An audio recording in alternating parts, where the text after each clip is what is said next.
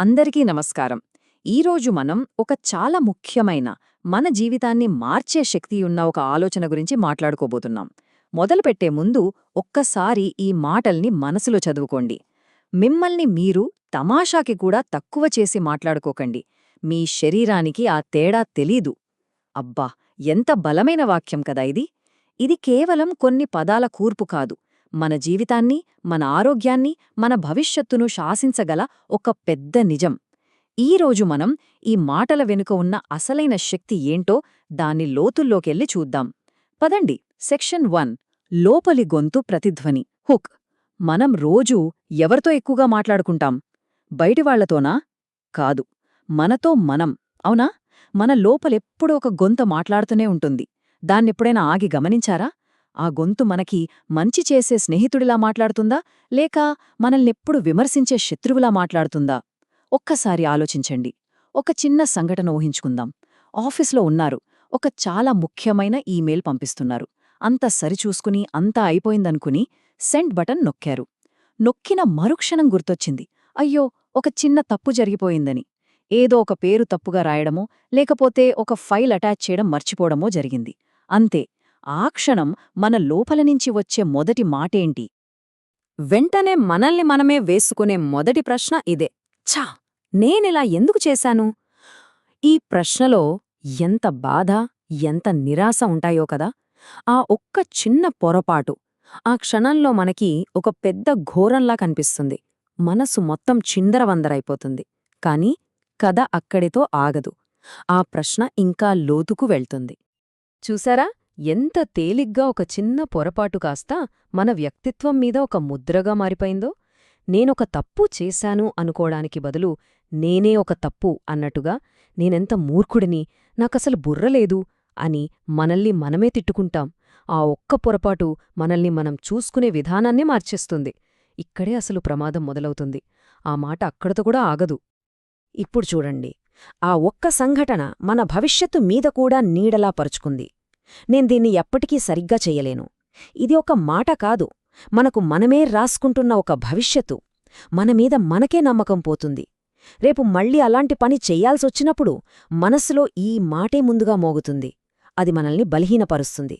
చూస్తుండగానే ఒక చిన్న పొరపాటుతో మొదలైన ఈ సంభాషణ మన ఆత్మవిశ్వాసాన్ని పూర్తిగా చంపేసే ఒక విషవలయంగా మారిపోతుంది. ఇక చివరికి ఈ ప్రశ్న దగ్గర వచ్చి ఆగిపోతాం. నాలో ఏంటి లోపం?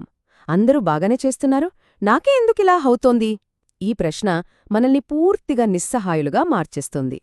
మన లోపలున్న గొంతు మనల్ని పైకి లేపాల్సిన స్నేహితుడిలా కాకుండా మనల్ని కిందకి తొక్కేసే శత్రువులా ప్రవర్తిస్తుంది. ఒక్క విషయం గమనించండి, వీటిని మనం కేవలం ఆలోచనలు అనుకుని తేలిగ్గా తీసిపారేస్తాం. కానివి ఆలోచనలు కావు, ఇవి ఆర్డర్స్. మనం మన మెదడుకి, మన శరీరానికి ఇస్తున్న ఖచ్చితమైన ఆదేశాలు. వాటి ప్రభావం మనకి తెలిసేలోపే అవి మన జీవితాన్ని శాసించడం మొదలుపెడతాయి. ఇంగ్లీష్లో స్పెల్లింగ్ అనే పదానికి 2 అర్థాలున్నాయి. ఒకటి, మనం చిన్నప్పుడు స్కూల్లో నేర్చుకుంటాం కదా, అక్షరాలను కలిపి పదాలుగా రాయడం. రెండో అర్థమేంటంటే మంత్రం వేయడం. ఈ రెండింటికి ఒకే పదం ఎందుకుంది అని ఎప్పుడైనా ఆలోచించారా? అది యాదృచ్ఛికం కాదు. ఎందుకంటే మనం పలికే ప్రతి పదానికి, మనం రాసే ప్రతి అక్షరానికి ఒక శక్తి ఉంటుంది, ఒక మంత్రం లాంటి శక్తి. ఇప్పుడు ఈ స్లైడ్ చూస్తే ఒక అద్భుతమైన విషయం అర్థమవుతుంది. మన మాటలు కేవలం గాలిలో కలిసిపోయే శబ్దాలు కాదు, అవి మన చుట్టూ ఉన్న ప్రపంచాన్ని, మన జీవితాన్ని నిర్మించే శక్తివంతమైన సాధనాలు. అవి మన ఉపచేతన మనసులో విత్తనాల్లా నాటుకుపోతాయి. అంటే మన గురించి మనం చెప్పుకునే ప్రతి మాట ఒక మంత్రంలాంటిదన్నమాట. ఆ మంత్రాన్ని మనమే మనమీద ప్రయోగించుకుంటున్నాం. నాకు డబ్బు అస్సలు నిలవదు అని పదే పదే అనుకున్నప్పుడు అది నిజమయ్యేలా మనమే ఒక మంత్రాన్ని జపిస్తున్నాం. నా ఆరోగ్యం ఎప్పుడూ ఇంతే అన్నప్పుడు మన శరీరం ఆ మాటల్ని విని, ఓ, నా యజమాని కోరిక ఇదే కాబోలు అని అలాగే ప్రవర్తించడం మొదలుపెడుతుంది. నేనెప్పటికీ సక్సెస్ అవ్వలేను అన్నప్పుడు మనమే మన విజయానికి ఒక పెద్ద అడ్డుగోడ కట్టుకుంటున్నాం. ఒక చిన్న ఉదాహరణతో దీన్ని పోల్చి చూద్దాం. ఒక రైతున్నాడనుకోండి, తన పొలంలో ఏ విత్తనాలు చల్లితే అవేగదా మొలుస్తాయి? గడ్డి విత్తనాలు చల్లితే గడ్డే మొలుస్తుంది, మామిడి టెంక పాతితే మామిడి చెట్టు వస్తుంది. మనం మనసు కూడా అచ్చం అలాంటి పొలంలాంటిదే. మన మాటలే విత్తనాలు. మరి మన మనసు అనే పొలంలో రోజూ ఎలాంటి విత్తనాలు చల్లుతున్నాం? అపనమ్మకం, భయం అనే గడ్డి మొక్కల్నా, లేక ఆత్మవిశ్వాసం, ధైర్యం అనే పూల మొక్కల్నా? ఆ నిర్ణయం పూర్తిగా మన చేతుల్లోనే ఉంది. సరే, ఈ మంత్రాలు, మాటలు అనే ఆలోచనను కాస్త పక్కన పెట్టి దీన్ని సైంటిఫిక్గా చూద్దాం. మనసుకి, శరీరానికి మధ్య ఉన్న సంబంధమేంటో ఒకసారి అర్థం చేసుకుందాం. ఇది ఇది చాలా చాలా ముఖ్యమైన విషయం. మన ఉపచేతన మనసు అంటే మనకి తెలియకుండానే మనలోపల పనిచేసే మనసు ఒక చిన్న పిల్లాడిలాంటిది. దానికి తమాషా ఏంటో నిజమేంటో తేడా తెలియదు. మనం ఏది చెబితే దాన్ని 100% నిజమని నమ్మేస్తుంది. మనం మొదట్లో చెప్పుకున్నాం కదా, మీ శరీరానికి ఆ తేడా తెలియదు అని. దాని అసలైన అర్థం ఇదే. అంటే మనం తమాషాకి హహ నేనొక ఫెయిల్యూర్ని అని నలుగురిలో అన్నామనుకోండి, మన బుర్రకి తెలుసు అది జోకని. కానీ మన లోపలున్న మనసుకి అది నిజంలాగే వినిపిస్తుంది. వెంటనే శరీరం అప్రమత్తమవుతుంది. ఒత్తిడిని కలిగించే హార్మోన్లు విడుదలవుతాయి. ఎవరో నిజంగా దాడి చేస్తున్నట్టుగా భావిస్తుంది. ఈ స్లైడ్ చూస్తే మనకు స్పష్టంగా అర్థమవుతోంది. ఒకటి తమాషా, ఇంకోటి సీరియస్. కాని శరీరం ఇచ్చే రెస్పాన్స్ మాత్రం ఒక్కటే. రెండింటికీ ఒకే రకమైన ఒత్తిడి, ఆందోళన, నిరుత్సాహం. ఆ జోక్ కాస్త మనకు మనమే చెప్పుకున్న శాపంలా మారిపోతుంది. ఎందుకంటే మనం ప్రకటించిన వైఫల్యానికి మన శరీరం అప్పుడే సిద్ధమవ్వడం మొదలుపెడుతుంది. నాకు ఒంట్లో బాగాలేదు అని తమాషాకి పదే పదే అంటే శరీరం నెమ్మదిగా తన రోగనిరోధక శక్తిని తగ్గించుకుంటుంది.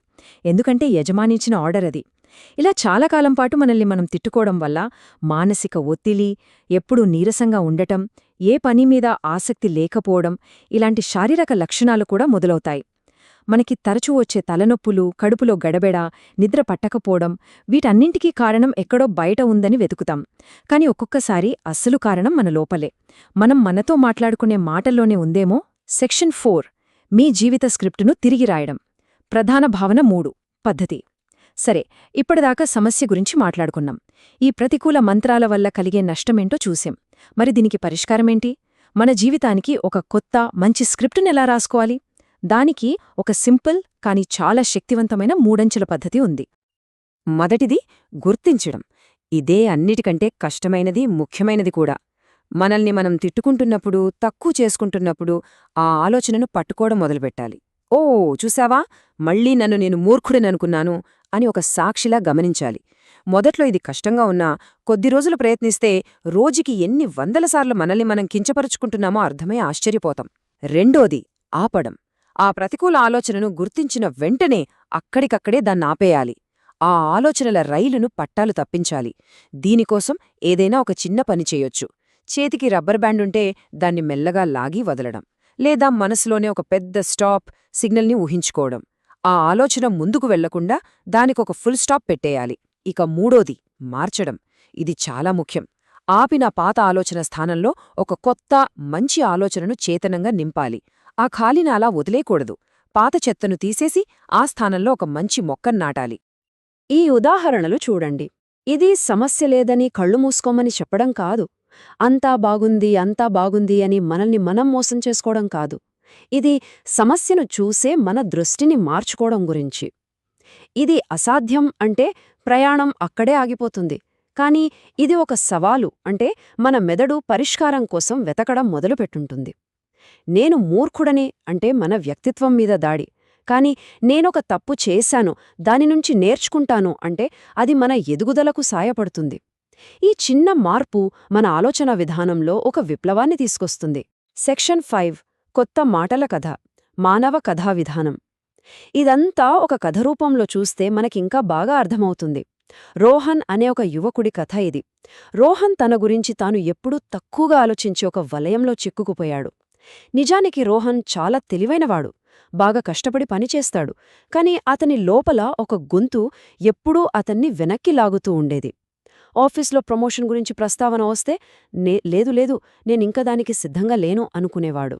నాకంటే సమర్థులు చాలామంది ఉన్నారు అని తనతో తానే చెప్పుకునేవాడు.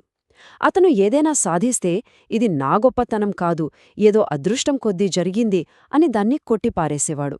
అతని మాటలు అతని సామర్థ్యానికి ఎప్పుడూ అద్దం పట్టేవి కావు.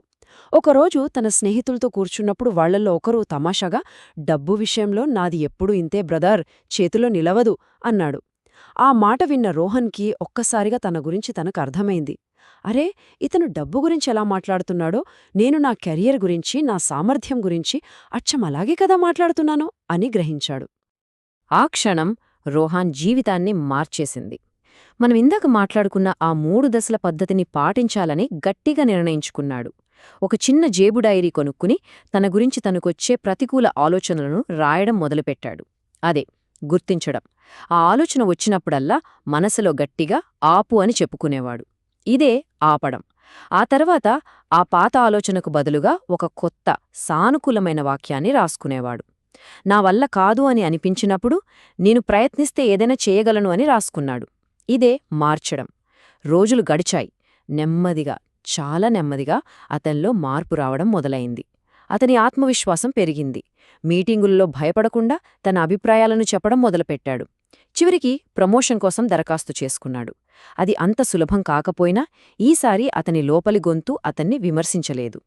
పర్లేదు, నువ్వు ప్రయత్నిస్తున్నావు, అది చాలు అని ఒక స్నేహితుడిలా ప్రోత్సహించింది. రోహాన్ తన మాటలను మార్చుకున్నాడు. ఆ మాటలు అతని జీవితాన్ని మార్చేశాయి. సెక్షన్ 6. మీకు అవసరమైన సంభాషణ, ప్రతిబింబం మరియు ముగింపు. ఇప్పుడు రోహాన్ కథ నుండి మన దృష్టిని మన లోపలి ప్రపంచం వైపు తిప్పుదాం. ఒక్క క్షణం కళ్ళు మూసుకుని ప్రశాంతంగా ఆలోచించండి. మనందరి మనసులో అలాంటి ఒక వాక్యం నాటుకుపోయి ఉంటుంది. పదే పదే మనల్ని వెంటాడే ఆ వాక్యం, ఆ మంత్రం ఏమిటో గుర్తించడానికి ప్రయత్నించండి. ఆ వాక్యం ఎక్కడ్నుంచొచ్చింది? చిన్నప్పుడు మన అమ్మానాన్నలన్న మాట? స్కూల్లో టీచర్ చేసిన అవమానమా? గతంలో మనం ఎదుర్కొన్న ఒక ఓటమా? ఒక్కసారి దాని మూలాన్ని వెతకండి. చాలాసార్లు ఆ గొంతు నిజంగా మనది కాదు.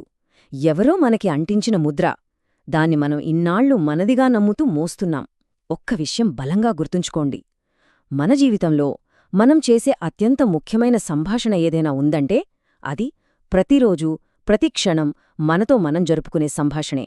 ఆ సంభాషణ ఎంత నాణ్యంగా ఉంటే మన జీవితం కూడా అంతే నాణ్యంగా ఉంటుంది. మనం మొదట్లో చెప్పుకున్న ఆ శక్తివంతమైన మాటల్ని మళ్లీ గుర్తుచేసుకుందాం. మీ శరీరం, మీ ఉపచేతన మనసు, మీ భవిష్యత్తు అన్నీ మీరు చెప్పే మాటల కోసం ఎదురుచూస్తున్నాయి. మరి వాటికి మీరు ఏమి వినిపించాలనుకుంటున్నారు? నిరంతర విమర్శలనా, లేక అంతులేని ప్రేమ, ప్రోత్సాహాన్నా? ఈరోజు మనం చేసింది కేవలం ఒక విషయాన్ని విశ్లేషించడం కాదు. ఇది ఒక చెడ్డ అలవాటును వదిలించుకోవడం గురించి మాత్రమే కాదు. ఇది మనతో మనమే ఒక కొత్త, అద్భుతమైన బంధాన్ని ప్రారంభించడం గురించి. మీ జీవితాన్ని మార్చే శక్తి ఎక్కడో లేదు, అది మీలోనే ఉంది. మీరు మీ గురించి మాట్లాడుకోవడానికి ఎంచుకునే మాటలలో ఉంది. ఈరోజు, ఈ క్షణం ఆ కొత్త సంభాషణకు, ఆ కొత్త జీవితానికి ఒక ప్రారంభం కావాలని మనస్ఫూర్తిగా కోరుకుంటున్నాను.